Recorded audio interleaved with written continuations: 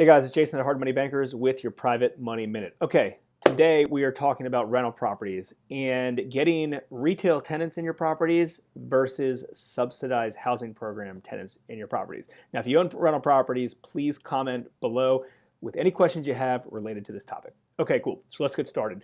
So we've had our rental portfolio for a few years now, and I don't want to say that I'm the absolute expert at everything related to rental properties, but we have about 18 units right now, and we've learned a lot, and I can give you some good advice. So let's talk about our retail tenants first. So the one downside of a retail tenant is typically we have a little bit lower rental amounts in the unit, but I will tell you that we have pretty we have pretty little maintenance that's needed. A lot of them almost treat our properties like it's their actual home, and they're proud of the property. So whenever there's little maintenance, they don't really have little maintenance calls and things like that. They usually are responsible and take care of things themselves. Obviously, bigger things we hear from, but there's a lot of our tenants that are very happy in their leases. And as long as it's not a huge issue, they take care of it, and they're pretty responsible with getting their rent payments in on a regular basis. The nicer properties that have higher retail rental rates, usually are the lowest amount of maintenance in there, which is really, really nice. It's a little bit hands-on, and also the lease terms are a little bit longer, it seems, with the retail tenants, as long as it's a win-win situation. So let's talk about the subsidized housing programs, or Section 8, depending on what city you're in or what state you're in, of how they categorize it. So the rental rates are definitely higher.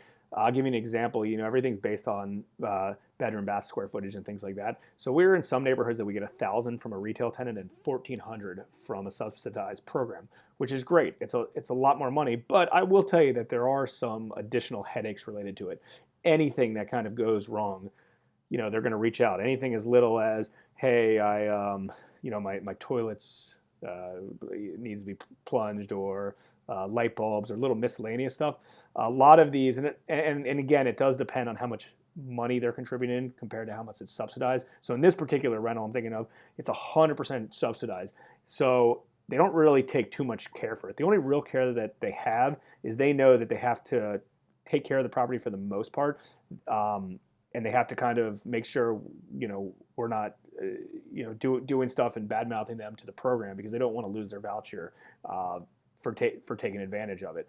There's also a little bit higher turnover we've noticed in these, and again, we're only a few years in, but so far there's been a little bit higher turnover, which was surprising, because you think, as soon as they get in, they have a free place to live that they like, they want to stick around. But for us, that hasn't really been the case. So all in all, they're both really good options if it's a retail tenant or a subsidized program. I would say when you're buying a rental property, try to make sure you have that kind of intact ahead of time of, cool, well, I'm buying this property, I think this is going to be a great subsidized or Section 8 rental, and so I can base my numbers off of this, compared to other ones where, hey, I'm only going to get this from a retail tenant. That being said, I'm going to have low or maintenance costs, lower overhead costs, and things like that. Oh, one real quick thing with subsidized programs, we do have to do quarterly and sometimes annually checkups with that, because they have to come in to make sure everything's up to code, or if not, we have to fix that, or we're not going to get a check from them.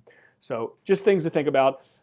As always, comment below if you have any additional stuff that you want to talk about, or any additional comments related to this. If you need leasing agents, if you have a specific question about some areas. Again, we own about 18 units, and I don't want to say like I'm the absolute best expert at this, but I will give you the advice based off of the last 2 or 3 years of our rental portfolio. Hopefully you found this helpful. As always, like, comment, share. This is Jason with your Private Money Minute.